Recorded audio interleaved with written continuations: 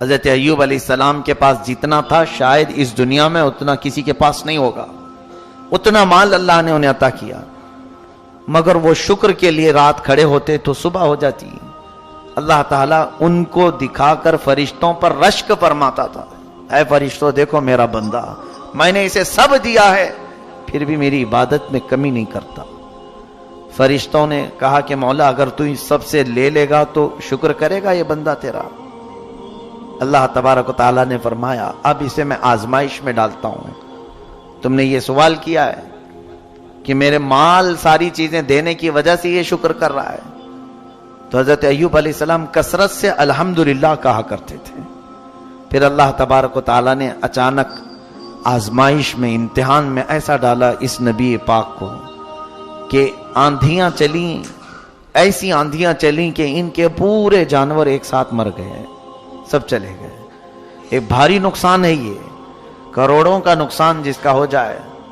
حضرت ایوب علیہ السلام پھر مصلی بچھائے اور رات میں الحمدللہ کی تکرار شروع کرتے ہیں کہ رب العالمین تیرا کروڑا شکر و احسان ہے، اور شکر بجا لاتے رہے، یہاں تک کہ پھر چند دنوں کے بعد بیماریوں کی وبا پھیلی۔ وہ بیماریوں میں ایسا ہوا کہ ان کی اولاد یہ کے بعد دیگرے انتقال کرنا شروع ہو گئی۔ ان کے بیٹے اور بیٹیاں جتنی تھیں تقریباً 100 اولاد ان کی سب انتقال کر گئے۔ ہر بیٹے کے انتقال کے وقت جب آپ کو خبر دی جاتی تو وہ یہی کہتے کہ میرا کچھ بھی نہیں گیا، رب تبارک و تعالیٰ نے دیا تھا اور اس نے واپس لے لیا، مجھے کس چیز کا غم ہے۔ وہ الحمدللہ کہتے رہے، اسی پر قائم رہے۔ ظاہر سی بات ہے اولاد کی محبت، مال کی محبت فطرت میں آ ہی جاتی ہے۔ یہ بہت کٹھن مرحلہ ہوتا ہے کہ صبر کر لے جانا، بولنے کے لیے بڑا آسان ہے، بولنا آسان ہے، عمل کر کے دکھانا یہ بہت کٹھن مرحلہ ہے۔ کسی کی جدائی برداشت کرنا یہ سب کے بس کا کام نہیں۔ اس کے بعد ان کی یہ اہل خانہ سارے جب دنیا سے رخصت ہو گئے، کچھ بھی باقی نہیں تھا سوائے آپ کے ایک چھوٹے سے گھر کے اور آپ کی ایک وفا شعار بیوی حضرت بی بی رحمت، ان کو جمیلہ بھی کہا گیا ہے۔ حضرت بی بی رحمت آپ کے ساتھ رہیں خدمت کرتے ہوئے، باقی کوئی نہیں تھا۔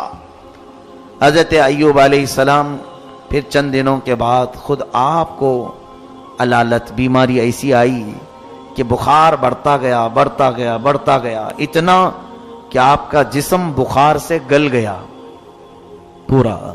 لیکن اس حالت میں بھی آپ بارگاہ رب العزت میں پوری رات کھڑے ہونے کی کوشش کرتے۔ آپ لکڑی کے سہارے، دیوار کے سہارے کھڑے ہوتے تھے اور گر جاتے تھے رات کو عبادت کرتے کرتے۔ پھر ایک وقت ایسا بھی آیا کہ آپ کے جسم میں سب دراڑیں پڑ گئی تھی، گوشت کٹ کٹ کے گرنے لگا، اور جب آپ کو سلایا جاتا پھر اٹھایا جاتا تو آپ کی چمڑی بسترے سے لگ جاتی تھی۔ جسم مبارک میں اس قدر گلن آ گئی تھی، یعنی گل گیا تھا بخار کی تپش سے، گرم سے۔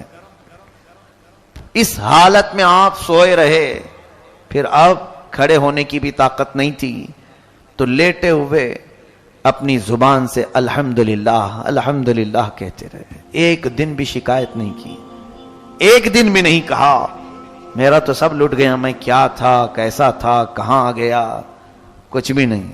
اس حالت میں بھی بستر پر رب تبارک و تعالیٰ کے شکر میں مصروف ہے۔ اسی لیے تو صبر اور شکر یہ دو چیزیں بہت ہلکی چیزیں ہیں کہنے کو، لیکن عمل میں اتنی ہی بھاری ہیں، بہت بھاری ہیں۔ صبر کر لے جانا اور شکر کر لے جانا یہ اولیاء اکرام، انبیاء اکرام کی اعلیٰ عادتوں میں سے ہے۔ اگر کسی کو لگ گئی یہ عادتیں، سمجھ لو کہ وہ بہت بڑا مقام حاصل کر لیا، بہت بڑا مقام حاصل کیا، ورنہ ہر ایک کے بس کی بات ہے ہی نہیں ہے۔ میرے عزیزو، سیدنا ایوب علیہ السلام اسی حالت میں سوئے رہے۔ پھر ایک وقت ایسا آیا کہ آپ کی زبان کٹ گئی، زبان کٹ گئی جگہ جگہ سے، زبان ہلتی نہیں تھی۔ اس حالت میں بھی ان کی وفا شعار خاتون حضرت بی بی رحمت انہیں چھوڑ کر نہیں گئیں۔ اس خاتون کو ہماری عورتیں آئیڈیل بنا لیں، نمونہ بنا لیں۔ آج اگر تمہارا شوہر صحیح سلامت ہے، تمہیں دیکھ رہا ہے، کما رہا ہے، تو اس کے آگے پیچھے گھوم رہی ہو. جہاں اس کی نوکری چھوٹی، جہاں اس کی صحت میں کمی آئی، تم فوراً شکایتیں شروع کرتی ہو اور پھر کوشش میں یہ لگی رہتی ہیں کسی بھی طرح سے بھاگ جائیں چھوڑ کر کے. کچھ نہیں کرتا ہے. اس کی صحت مندی کے دنوں میں تو کچھ کیا اس نے. اگر آج اس پر کوئی چیز آفتیں آ گئی ہیں، بارگاہ رب العزت میں دعا کرو کہ مولا اس پر آئی ہوئی بلائیں ٹال دے. اللہ تعالی بیوی کی دعا سے شوہر کو صحیح فرماتا ہے، لیکن ناشکری بیویوں سے نہیں. اور حدیث پاک میں یہ بھی ہے، حضور صلی اللہ علیہ وسلم فرماتے ہیں میں نے جہنم میں اکثر عورتوں کو دیکھا معراج کی رات میں. صحابہ سے صحابیات اس وقت جو موجود تھیں حضور سے پوچھتی ہیں یا رسول اللہ کیوں عورتیں زیادہ کیوں تھیں؟ اللہ کے نبی فرماتے ہیں یکفرن العشیر، کہ وہ اپنے شوہروں کی ناشکری بہت کرتی ہیں. ناشکری.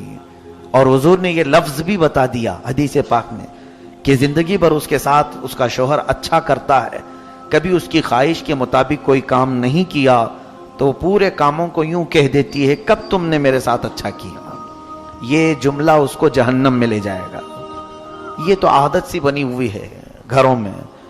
میری بہنیں، عزت مآب خواتین، ان تمام چیزوں سے پرہیز کرو.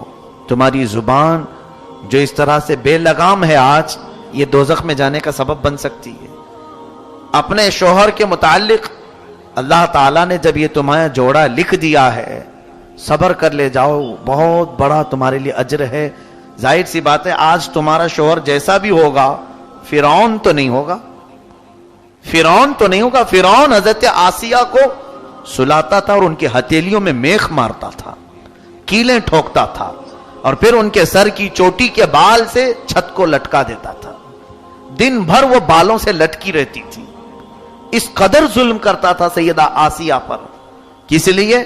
کہ وہ حضرت موسیٰ علیہ السلام پر ایمان لائی تھی، اور اسی حالت میں ان کو شہید کر دیا. اس نے مار کر کے ٹکڑے کر کے شہید کیا سیدہ بی بی آسیہ رضی اللہ تعالیٰ نے. لیکن میرے آقا صلی اللہ علیہ وسلم فرماتے ہیں آسیہ کو میں نے جنت کے سب سے بلند مقام میں دیکھا. اور پھر اتنا ہی نہیں بلکہ حضور صلی اللہ علیہ وسلم فرماتے ہیں میں معراج کی شب جبرائیل کے ساتھ جا رہا تھا، ایک جگہ سے تیز خوشبو آئی. پوچھا جبرائیل یہ کس چیز کی خوشبو ہے؟ عرض کرتے ہیں یا رسول اللہ صلی اللہ علیہ وسلم فرعون کی بیوی آسیہ کی کنگھا کرنے والی جو خاتون تھی اس کے ہاں سے خوشبو آ رہی ہے. اس کے حضرت آسیہ کے بالوں میں جو کنگھا کرنے والی خادمہ تھی یہ اس کی قبر کی خوشبو ہے. پھر حضرت آسیہ کا حال کیا ہوگا؟ صبر کی وجہ سے وہ اجر دیا گیا. بہرحال حضرت بی بی رحمت ایوب علیہ السلام کی نیک وفا شیار خاتون یہ بھی ایسی صابرہ تھی، چھوڑ کر بھاگی نہیں.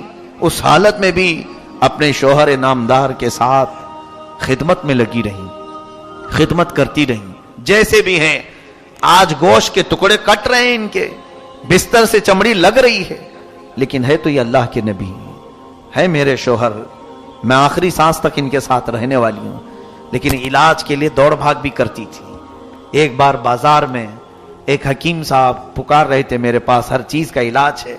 یہ دوڑی دوڑی چلی آئیں، پوچھا اپنے شوہر کی بیماریاں سب بتائیں، ایسے ایسے میرے شوہر کی تکلیف ہے، کیا ان کا علاج ہو سکتا ہے تمہارے پاس؟ اس حکیم نے کہا بالکل ہو جائے گا، چٹکی میں علاج کروں گا. در حقیقت وہ ابلیس تھا، شیطان مردود تھا. اس نے یہ جان بوجھ کر کے جال بنایا تھا کہ آخر وقت وہ بہتوں کا ایمان چھین لیتا ہے. کہا اے خاتون تیرے شوہر کا علاج تو میں کر دوں گا، اجرت کیا لوگے؟ کہا اجرت میری کچھ بھی نہیں ہے، معاوضہ بس اتنا کہہ دینا کہ شفا دینے والا تو ہی ہے. وہ مجھے اتنا مان لے کہ میں شفا دینے والا ہوں. عورتوں کو کبھی کبھار محبت میں جب غالب ہوتی ہیں تو کچھ سمجھ میں بھی نہیں آتا ہے. اندھا دھند جیسے آج بھی بچوں کی محبت میں عورتیں بہک جاتی ہیں. ارے کہیں سے تو علاج ہو جائے، میرا بچہ بچ جائے. یہ نہیں ہے ایمان. میرا شوہر بچ جائے، میں کچھ بھی کر لوں، چاہے مندر جانا پڑے، چاہے کہیں مجھے سر ٹیکنا پڑے، میرا بچہ بچ جائے. نہیں، کفر و شرک کر کے اگر تم کسی کو بچا سکتی ہو تو پھر کس خاک کی زندگی جی رہے ہو؟ یہ نہ ایمان ہے نہ اسلام ہے. یہاں تمہاری آزمائش ہے، یہاں تمہارا امتحان ہے. اپنی چاہے سخت بیماری ہو یا اپنے عزیزوں کی، حرام راستہ تم اختیار کر ہی نہیں سکتے، نہ کرو جب تک ہو سکے. بیماری کس نے دی تمہیں؟ اللہ نے. اور شفا کون دے گا؟ اللہ. یہ عقیدہ بس کافی ہے. مجھے جو بیماری پہنچی ہے وہ اللہ کی طرف سے آئی، اور شفا بھی اللہ ہی عطا کرے گا. اس عقیدے پر قائم رہو بس. حضرت بی بی رحمت غلط جگہ پر پہنچ گئی تھی لیکن انجانے میں، اور انہیں اپنے شوہر کی محبت تھی. ان کو خیال بھی نہیں آیا کہ کیا گمراہ کرنے کی بات کیا ہے، کچھ نہیں سوچا. انہوں دوڑتی دوڑتی آئی، اپنے شوہر سے کہہ دیا اب آپ کا علاج ہو جائے گا، اب گھبرائیے مت، میں نے اچھا ڈاکٹر تلاش لیا ہے، اچھا حکیم مل گیا ہے. کہا کیا؟ کہاں سے حکیم ملا؟ کہا بازار میں ایک بہت بڑے بزرگ ہیں، اچھے حکیم ہیں. کہا اجرت تم کہاں سے دو گی؟ ہمارے پاس تو کچھ ہے نہیں. کہا نہیں، وہ اجرت بھی نہیں لیں گے. انہوں نے اتنا ہی کہا ہے کہ بیماری صحیح ہونے کے بعد آپ اتنا کہہ دیں کہ شفا دینے والا تو ہے. جلال میں آ گئے ایوب علیہ السلام بیماری کے عالم میں. کہا اے جمیلہ، تم کسی حکیم کے پاس نہیں، ابلیس لعین کے پاس گئی تھی. اللہ کی قسم، سنو، ایوب علیہ السلام قسم کھاتے ہیں، اللہ کی قسم اگر میں صحیح ہو گیا تو تجھے 100 کوڑے ماروں گا. بیماری میں ایک ہی عورت ساتھ رہی ہے، کوئی نہیں ہے. اس کے باوجود یہ ایمان کی اعلیٰ مثال اگر کہیں ملتی ہے تو نبیوں کے دربار میں. انہوں کو کسی سے کوئی پرواہ نہیں ہے کہ یہ چھوڑے گا وہ چھوڑے گا، مجھے کچھ نہیں. مخلوق سے ان کی کوئی پرواہ ہی نہیں ہوتی. وہ نبی اللہ تھے، اللہ کے نبی تھے. ان کا عقیدہ تو اپنے رب کے ساتھ بڑا مضبوط تھا. جاتا ہے کوئی تو جائے، میرا مولا مجھے پرورش کرے گا. بی بی رحمت کو آپ نے قسم کھا کر کے کہا، تب بھی وہ بھاگ کر کے نہیں گئیں. ایک تو بیماری میں تمہارا اچھا کرنے گئی اور الٹا تم مجھے مارنے کی بات کر رہے ہو، اور وہ بھی قسم کھا لیا کہ مجھے 100 کوڑے مارو گے. اگر اس زمانے میں کسی خاتون کو کہہ دیں تو وہ پورا بکھیڑا کھڑا کر دیں، ہمیں کھلا چاہیے، طلاق چاہیے، مجلس بٹھاؤ، میٹنگ بٹھاؤ، بہت سارے معاملات. یہاں پر ایک چیز سیکھنے کو ملتی ہے کہ اگر ایمان میں مرد مضبوط ہو، اپنی عورتوں کے متعلق یہ کہہ دے چاہے ہمارے گھر میں کچھ بھی ہو جائے، غلط راستے کے ذریعے سے کوئی چیز ہمارے گھر نہ پہنچے گی. بس اس پر آپ قائم رہیں. دیکھیں پھر آپ کی اولاد بھی، آپ کا گھرانہ بھی اس طرح سے چلے گا کہ اللہ تبارک و تعالیٰ سارے صالحین آپ کی نسل میں پیدا فرمائے گا. لیکن ہم مجبوریوں کے عالم میں یہ سوچ لیتے ہیں کہیں سے بھی آ رہا ہے چلا لو یار، آج غربت ہے، تنگی ہے، کہیں حرام کا آ رہا ہے چلا لو. بہت سارے لوگوں کے گھر اس طرح سے تباہ و برباد ہو گئے. یاد رکھنا، کبھی تم مالدار تھے، بڑے پیسے والے تھے، جیب میں ہمیشہ مال بھرا رہتا تھا، اچانک ایسی بندش لگ گئی کہ اب کچھ بھی نہیں آتا، خال خال پھر رہے ہیں. ایسے حالت میں تمہارا امتحان چل رہا ہوتا ہے. اب تمہاری بیویاں اگر صابرہ ہوں تو کہیں گی کہ چھوڑو، اچھے دن بھی ہم نے دیکھے ہیں، یہ برے دن بھی ٹل جائیں گے، اللہ تعالیٰ پھر اچھے دن لے آئے گا. لیکن اگر کوئی یہ کہنا شروع کر دے خالی خالی پھر رہے ہو، کیسے چلے گا، جاؤ کہیں سے منہ مار کے لے آؤ. پھر اگر وہ منہ مارنے کی بات آئے تو کسی کو دھوکہ دے، کسی کو ٹوپی پہنائے، کسی کو جھوٹ بولے، کہیں سے سود سے حاصل کرے، چوری سے حاصل کرے، ڈکیتی سے حاصل کرے. مال آیا تو یہاں دو کی ذمہ داری. اگر بیوی گھر میں لے آئی تو شوہر کی ذمہ داری یہ پوچھے کہ کہاں سے آیا، پوچھے نہیں، ارے کہیں سے تو لے کے آ رہی ہے، کچھ تو کر کے لا رہی ہے، گھر چل رہا ہے نا. اور اگر شوہر لا رہا ہے ایسے تنگ دستی کے دنوں میں تو عورت کی ذمہ داری پوچھے کیا میاں آپ کو کام لگ گیا، حلال ذریعے سے مال آ گیا آپ کے پاس. کیونکہ یہ وقت، یہ سچویشن ایک دوسرے کا مدد کا ہوتا ہے، تعاون کا ہوتا ہے. جب غربت اور تنگ دستی ہمارے اوپر چھا جائے، کہیں سے آمدنی کے ذرائع نہیں نظر آ رہے ہیں، تو اس وقت دونوں کی ذمہ داری ہوتی، ایک دوسرے کا تعاون کریں اور پھر جانچ پڑتال بھی کرتے رہیں. اتنے دن سے تو سوکھا سوکھا تھا، اب کہاں سے آ گیا، کہیں کوئی غلط راستے سے تو نہیں آیا. کیونکہ اچھے دنوں میں غلط راستے پر جانے کے چانسز کم ہوتے ہیں، غربت اور تنگ دستی میں غلط راستے پر جانے کے بہت چانسز ہوتے ہیں. چور اکثر مال سے پریشان ہو کر کے کرتے ہیں. جسم کا دھندا کرنے والے غربت سے تنگ آ کر کے کرتے ہیں. ڈکیتی کرنے والے, اپنا جسم بیچنے والے, یہ تمام جو گناہ آج منظر عام پر آتے ہیں, اس کے پیچھے اگر کوئی سبب ہوتا ہے تو وہ تنگ دستی ہے, غریبی, پیٹ, بھوک انہیں لے آتی ہے. بہت سارے کاموں میں کئی ایسے مسلمان بچیاں اور مسلمان بچے چلے گئے, بہت سارے کس کام میں لگے ہیں, معاذ اللہ رب العالمین. پچھلے سال کی بات ہے, مجھے ایک صاحب نے بتایا تھا کہ یہ اپنے جسم کو بیچنے کے کام شروع کر چکے ہیں, کہ انہیں اس کی نمائش کے, اس کے استعمال کے اچھے خاصے پیسے دیے جاتے ہیں. اے میرے عزیزو, کہ اللہ تعالیٰ کی یہ امانت تمہیں اس کام کے لیے استعمال کے لیے دیا ہے مولا نے, اس غلیظ کام کے لیے, جس میں اگر تمہارے عیب رب تبارک تعالیٰ کھولے تو معاشرے میں رہنے کے قابل نہ ہو. اللہ تعالیٰ ہماری تنگ دستی اور غربت میں ہماری حفاظت فرمائے.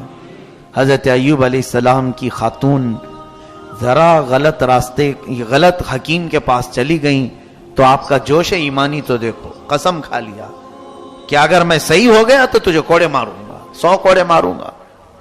انہوں نے توبہ کر لیا, نہیں مجھ سے بھول ہو گئی, میں آپ کی محبت میں سمجھ ہی نہیں پائی کہ وہ کیا کہا. خیر اللہ نے مجھے ہدایت دی آپ کے ذریعے سے, شکر بجا لائی, پھر بھی چھوڑ کر کے نہیں گئی. اب دیکھیں اب پوزیشن یہ آئی کہ حضرت ایوب علیہ السلام کے ذکر کرنے کے لیے جو زبان تھی وہ زبان بھی لڑکھڑا گئی. زبان میں ایک روایت میں ہے کہ 8 ٹکڑے ہوئے تھے, کٹے ہوئے, بیچ میں سے دراڑیں تھی. اب وہ زبان ہل نہیں پا رہی تھی جو الحمدللہ کی تسبیح ہے.